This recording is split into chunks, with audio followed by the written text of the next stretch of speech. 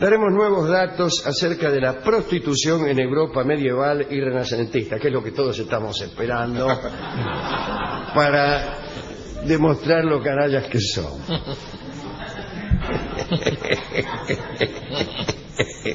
Qué miedo le tengo a los onzos yo. Claro.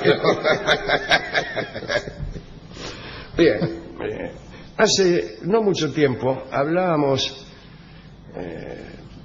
de las mancebías en España, aquellos burdeles públicos que existieron a partir de unas disposiciones dictadas por Felipe II. Hablamos de las visitas que hacían allí Felipe IV e incluso Quevedo. El propósito de aquellos lugares era concentrar el pecado y cuidar de que no se propagara. Una idea que todavía está en vigencia o que todavía es tomada en cuenta. Siempre molestó a los buenos burgueses la presencia de prostitutas cerca de sus residencias. Siempre. En el medioevo, en Francia, la política pública consistía en expulsar a las prostitutas de las llamadas calles buenas de la ciudad. De este modo podría decirse que limitaban sus derechos civiles. Cualquier prostituta que actuase en una calle buena corría peligro de ser echada por las autoridades e incluso por vecinos enfurecidos. Esto en el medioevo le estoy hablando, no ahora.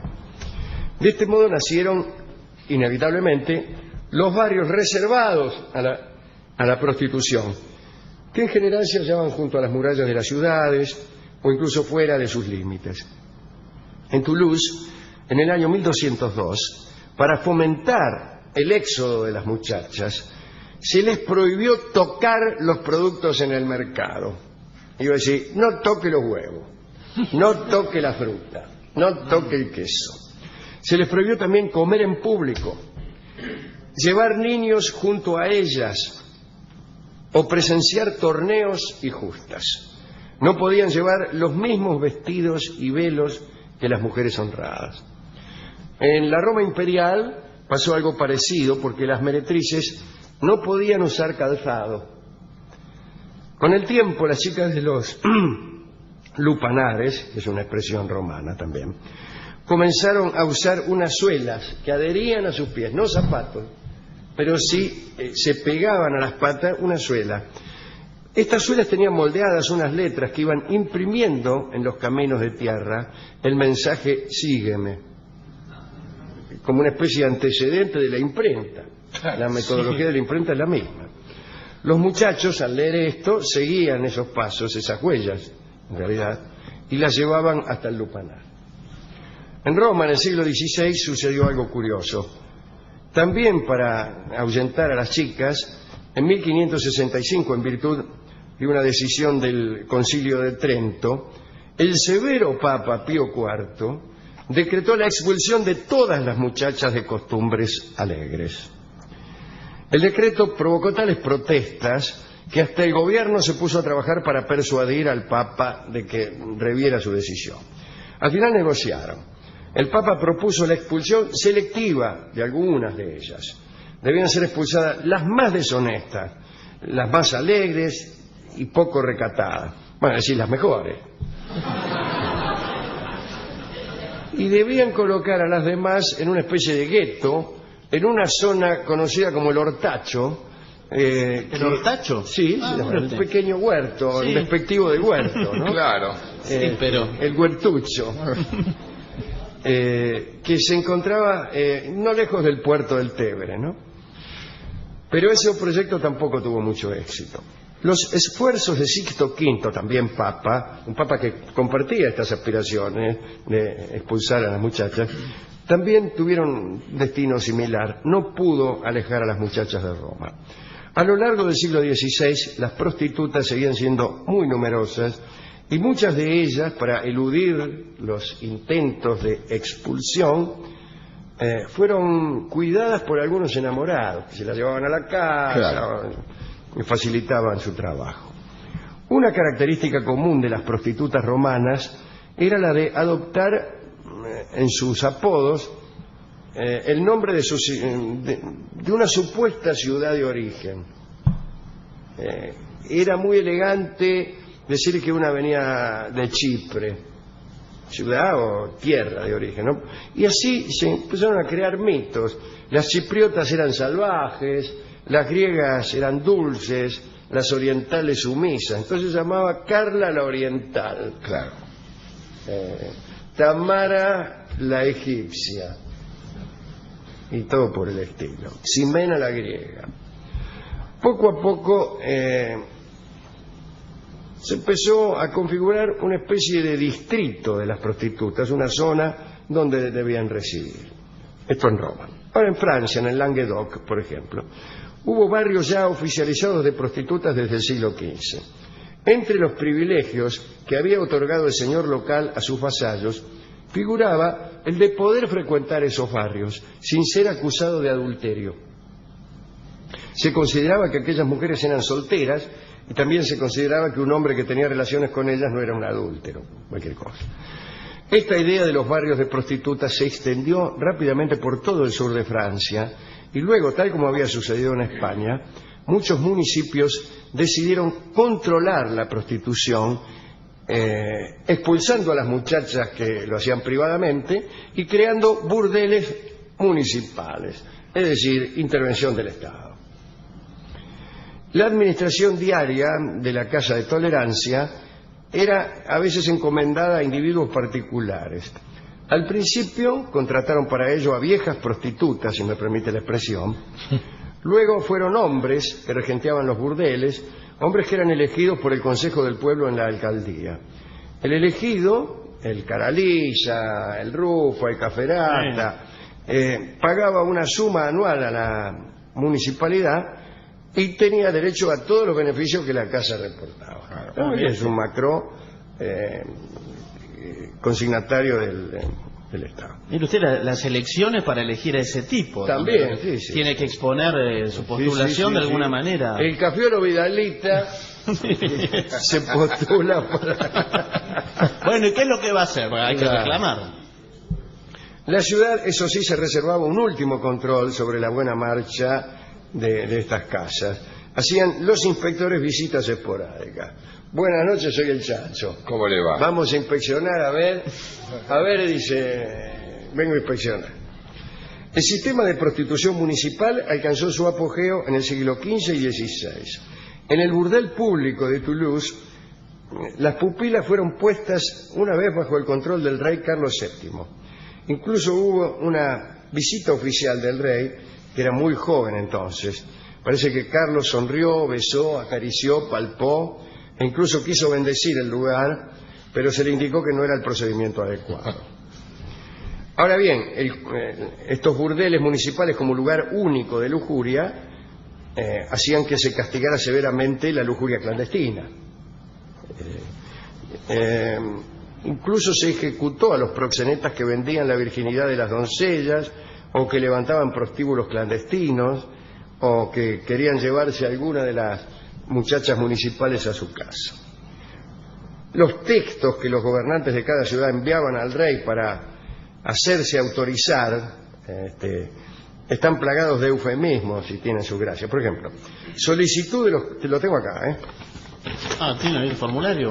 Sí, solicitud de los concejales del Castel Barry, que decía así: a su majestad Carlos VII de Valois se lo saluda y se le pide envíe su real permiso para abrir una casa de visita de hombres y de anfitrionas mujeres para el comercio amoroso y la saciedad sana. No la sociedad, la saciedad. En esas casas estaba prohibido jugar y blasfemar. ¿Qué se piensa que con es honor? Bien. Estaban prohibidas las orgías. También estaba prohibida la sexualidad libre y despreocupada. Uno tenía que preocuparse. Sí, con el entrecejo. Ya con el entrecejo. Y se recomendaba un sexo aplacado y monacal. Sí, pero así no se puede, bueno, discúlpeme. con permiso. Suave que bolero. Si es que bule. Bien. El lugar estaba regido por normas muy similares a las puestas en práctica en los hospitales dirigidos por órdenes religiosas. El cuidado de la higiene era total que me importa. Se revisaba a las personas antes de entrar y aquellos con enfermedades contagiosas tenían prohibida la entrada al burdel. No se permitía beber Y los asistentes debían dejar sus armas en la entrada. Qué curioso, ¿no? Ya no me dan ganas de ir. De que, Me quedo en casa. señor, eso no lo puede llevar adentro. Pero es lo único que tengo. Además dicen que debía orarse antes de iniciar la unión amorosa, como quien dice dar las gracias o pedir ayuda. Bueno, impresionante. Como es obvio, más allá de la persecución, fueron muchos los establecimientos no autorizados. Y los funcionarios se preocupaban por cercar la prostitución y limitarla a esos lugares llenos de reglas, lugares que hasta tenían un poco de olor a santidad, imagínense, ¿no? Yo recuerdo a San Luis, Luis IX de Francia, que era santo, que estaba casado con Margarita, y Margarita odiaba a las prostitutas. Y una vez se encontró con una prostituta que estaba vestida igual que ella. Y empezó a llenarle la cabeza al Reinaldo para que le prohibiera a las chicas que se vistieran como las personas honradas, qué sé yo. Pero siguió. Le pidió también que prohibiera que las prostitutas se tuvieran en las calles donde iban las mujeres honradas. Entonces las fueron confinando a barrios cada vez más lejanos y empezaron a alquilarse las prostitutas, unas casitas muy chiquitas. Y según dicen algunos filólogos, a esas casitas chiquitas, vaya a saber qué suburbio de París, las empezaron a llamar, cada una de ellas se llamó burdel. Y probablemente allí tiene el origen la palabra burdel. Acerca de la ingeniería social que estas decisiones entrañan, habría mucho que decir, ¿no? Trasladar las prostitutas a un barrio determinado es como trasladar a los campesinos a una región lejana. Uno inmediatamente piensa en el archipiélago Gulag, una política peligrosa, ¿no? Caballeros como Hitler o Stalin eran muy aficionados a estas cuestiones. Bueno, qué cosa, ¿eh? Eso es todo lo que tengo que decir acerca del confinamiento de las simpáticas prostitutas de Europa. Me gusta una idea que había en Babilonia, o mejor dicho, que Herodoto de Halicarnaso dijo que había en Babilonia. Contaba Herodoto que las mujeres de Babilonia tenían la obligación de prostituirse una vez en su vida. Y entonces el Estado las obligaba, porque ahí el Estado sí intervenía. Entonces tenían que ir a una escalinata, no sé, supongo yo cerca del Sigurat, no sé, ¿verdad? Y allí tenían que venderse alguno, y una vez que vendía su cuerpo por lo menos una vez, ya podían reintegrarse a su vida normal de aburrimiento. Y cuenta Herodoto con mucha astucia que para algunas era un episodio que duraba un par de horas y para otras duraba semanas y semanas porque eran feas. Claro. Entonces se ponían en la escalera del Sigurat y ningún hombre quería pagar por ellas. Y se va complicando además, pasa el tiempo. Nunca faltaba un cuñado, ¿no? Que ya bueno, con tal de que vuelva a comería para que pudiera volver a la casa. Así claro. Que esa historia siempre me ha gustado mucho. Hemos ido a la discoteca y le hemos contado esta historia al discotecario, una persona de lo peor realmente. Finalmente no nos dio ningún disco, traje uno que grabó Joan Manuel Serrat para una opereta que yo hice y que se llama Está lindo el barrio. No está mal, está lindo el barrio, aplicado a estos barrios donde eran confinadas las prostitutas. Siempre son barrios con cierta actividad nocturna, por lo pronto colorido, soldados del imperio que se acercan, mercaderes de Tiro, vendedores de telas de Éfeso, poetas de Alejandría, vendedores de vino, y señores en general. Y señores en general, e incluso reyes, como hemos visto al comienzo de esta historia. Escucharemos entonces Está lindo el barrio, un valsecito que canta Joan Manuel Joan Manuel Serrat. Lo hice portugués. Que canta Juan Serrat.